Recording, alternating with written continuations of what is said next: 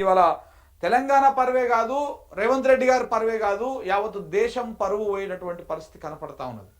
ఆమె చేసినటువంటి వ్యాఖ్యలు ఆరోపణలతోటి చివరికి నిన్న జయేష్ రంజన్ మీడియా ముందుకు వచ్చి సంజాయిషి ఇచ్చుకోవాల్సినటువంటి దుస్థితి వచ్చింది.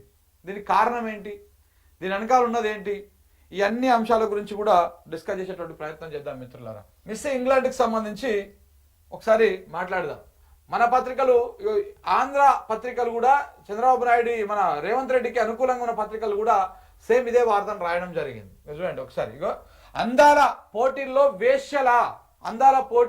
వేశ్యల మేమేమన్నా వేశ్యలెక్క కనపడతా ఉన్నామా అని చెప్పేసి ఆమె ఆరోపించడం జరిగింది. నన్ను అలాగే చూసినట్టు అనిపించింది. పురుష స్పాన్సర్లతో కలిసి ఉండాలన్నారు. 24 గంటల పాటు మేకప్లో ఉండాలని, బాల్ గౌన్లు ధరించాలని ఒత్తిడి చేశారు. మిస్ ఇంగ్లాండ్ మిల్లా మాగి ఆరోపణలు, పోటీ నుంచి తప్పుకున్నట్టు ప్రకటన, ఆరోపణలు నిరాధారం, తల్లికి బాలేదని చెప్పి వెళ్ళిపోయారని చెప్పేసి జూలియా మోర్లే, దాంతోపాటు నిన్న ఎవరు మన జయేష్ రంజన్ కూడా ఇదే స్టేట్మెంట్ ఇచ్చిండు. చేనేత వస్త్రాల్లో మరింత అందంగా అందాల భామల ర్యాంప్ వాకు, ఘనంగా Miss World fashion finale, Asia Oceania విజేతగా నందిని గెలిచిందంట. అంటే ఇందులో విజేతగా ఆసియా ఓషియానా విజేతగా నందిని అంటామా గెలిచిందంట. అయితే ఈ అందాల పోటీలో ఎవడు గెలిచిండు, ఎవడయ్యిండు, ఏమైంది, తెలంగాణకి ఏమొచ్చింది, దీనికి 300 కోట్లు ఖర్చు పెట్టి నిర్వహిస్తూ ఉన్నారు. ఈ 300 కోట్లలో మనకి ఏమొచ్చిందో ఏం రాలేదో తెలియదు. ప్రభుత్వం ఇప్పటిదాకా దాని మీద స్పందించలేదు, దాని మీద మాట్లాడలేదు. కానీ రాష్ట్రం పరువు, ఇటు రాష్ట్ర ప్రభుత్వం పరువు, ఇటు దేశం పరువు ప్రపంచవ్యాప్తంగా మాత్రం పోయింది.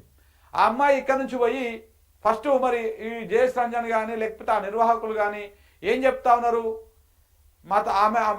వాళ్ళ అమ్మకు బాగాలని చెప్పి వెళ్ళిపోయింది అంటే మరి గట్టనే చెప్పి వెళ్ళిపోతారు. మీరు మాట్లాడే అవకాశం ఇవ్వలేదంట. కనీసం ఆమెకు అక్కడ జరుగుతున్నటువంటి ఇబ్బందులను చెప్పుకోవడానికి అవకాశమే కల్పలేదంట, మాట్లాడనివ్వలేదంట. అమ్మాయిని మాట్లాడలేకపోతే ఆమె అక్కడికి పోయిన తర్వాత అక్కడికి వెళ్ళి ఇంగ్లాండ్లో అక్కడ స్థానిక మీడియా తోటి, అక్కడ ప్రముఖమైనటువంటి ఒక సోషల్ మీడియా ప్లాట్ఫామ్ తోటి ఒక ఎక్స్క్లూజివ్ ఇంటర్వ్యూ ఇచ్చేసి ఇట్లా నిర్వాహకులు ఈ రకంగా ఇబ్బందులు పెట్టిరు, ఈ రకంగా అందరి ముందు ప్రదర్శన చేయమన్నారు, మొగ స్పాన్సర్ల ముందు ప్రదర్శన చేయమన్నారు అని చెప్పేసి ఆమె మాట్లాడడం జరిగింది. ఆ ఇంటర్వ్యూలో పొట్టి గౌన్లు వేసుకోమని చెప్పిర్రు.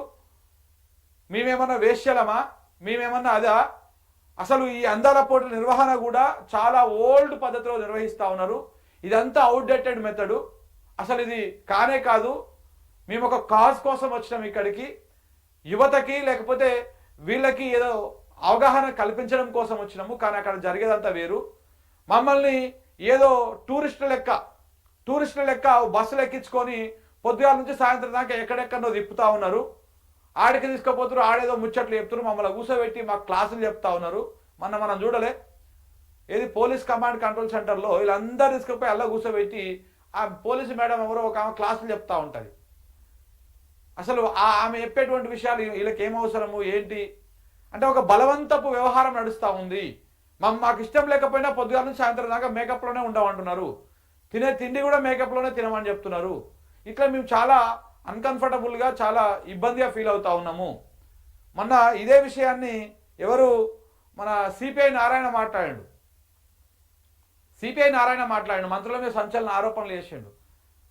అసలు ఈ అందాల పోటీలు నిర్వహిస్తుంటే మంత్రులకేం పని, ఆడ జూపల్లి కృష్ణారావు పొద్దుగాలు లేచిపోయి ఆన్నే ఉంటున్నాడు, ముఖ్యమంత్రి పోయి జెండాలు ఊపుతున్నాడు. ముఖ్యమంత్రి అయితే వాళ్ళు ఇక్కడికి హైదరాబాద్కి వచ్చిన దాకా రివ్యూల మీద రివ్యూలు, మీటింగ్ల మీద మీటింగ్లు, అందాల భామన కోసం 4-5 సార్లు రివ్యూలు పెట్టిండు.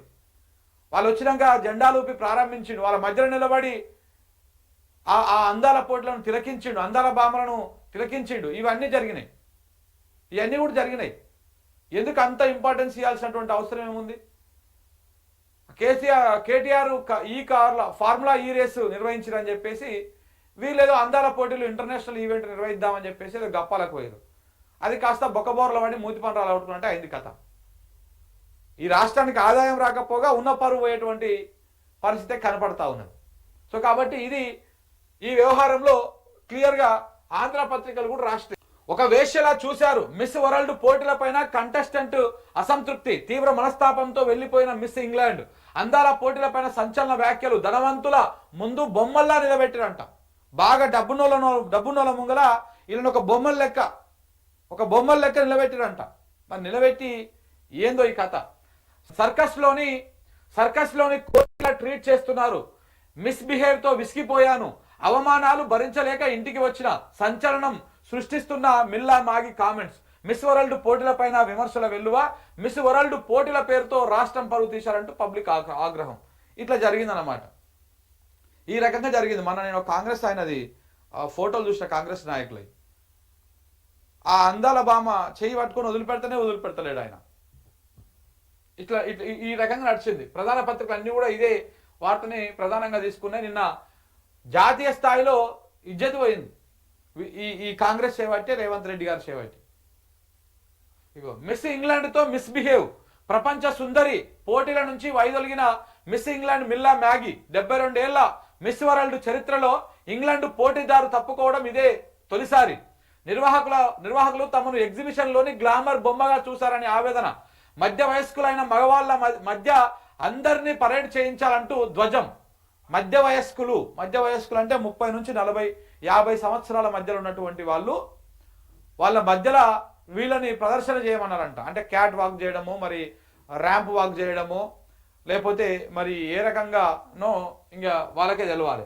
డబ్బులున్న వారిని సంతోషపెట్టే వస్తువులుగా తమను చూశారని మండిపాటు. నిర్వాహకుల తీరుతో తాను వేషనా ఏంటి అనే భావన కలిగిందని భావోద్వేగం. యూకే పత్రిక ది సన్ కు ఇచ్చిన ప్రత్యేక ఇంటర్వ్యూలో వాపోయిన సుందరీమణి. నిర్వాహకుల తీరుతో కొన్ని రోజులు నిద్ర పట్టలేదు. నమస్తే తెలంగాణ తోటి మ్యాగీ చెప్పిందంట. మ్యాగీ ఆరోపణలు నిరాధారం, అసంబద్ధం. మిస్ వరల్డ్ సంస్థ CEO జూలీ మోర్లే అందాల పోటీలతో హైదరాబాదు తెలంగాణ ప్రతిష్ట అబాసు పాలైందని చెప్పేసి తెలంగాణలో ఉన్నటువంటి విశ్లేషకులు చెప్తున్నటువంటి మాట. ముందు ఇవన్నీ నేను నమ్మలేకపోయా, కానీ జరుగుతున్న పరిణామాలతో షాక్ గురయ్యా. ఇవన్నీ నాకు తప్పుగా అనిపించాయి. ధనవంతులను అలరించేందుకు నేను ఇక్కడికి రాలేదని అనిపించింది. మిస్ వరల్డ్ పోటీలో విలువలతో ఉంటాయని భావించి వచ్చా. అయితే ఇక్కడ అలా లేదు. గతంలో జరిగినట్టే ఇంకా కొనసాగుతున్నది. మొత్తం నిర్వాహకుల తీరుతో నేనేమైనా వేషనా ఏంటి అనే భావన కలిగిందని చెప్పేసి ఆ ది సన్ అనేటువంటి ఇంగ్లాండ్ ఫేమస్ పత్రికతోని ఈమె మాట్లాడినటువంటి మాటలన్నమాట. సో కాబట్టి ఇక్కడ ఉన్నటువంటి వాళ్ళు, మన మంత్రులు, ఆ మంత్రుల పక్కన ఉన్నటువంటి వాళ్ళు, వీళ్ళందరూ కూడా ఏ రకంగా బిహేవ్ చేసిర్రో, మరి లేకపోతే ఆ నిర్వాహకులు ఏ రకంగా బిహేవ్ చేసిర్రో, ఎవరెవరు ఎన్ని రకాల ఇబ్బందులు పెట్టిర్రో, కాబట్టి ఈ వ్యవహారము గీర్దానికి వచ్చింది అనేది ఇప్పుడు నడుస్తున్నటువంటి చర్చ. వెలుగు పత్రిక రాసిందా ఇదే అంశాన్ని? సోయగాల గురించి రాసింది, కానీ చేనేత ఈ చీరల ఫ్యాషన్ షోల సోయగం కనపడిందని చెప్పేసి రాసింది, కానీ ఆ మిస్ ఇంగ్లాండ్ ఆరోపణలు మాత్రం వెలుగు పత్రిక రాయలే.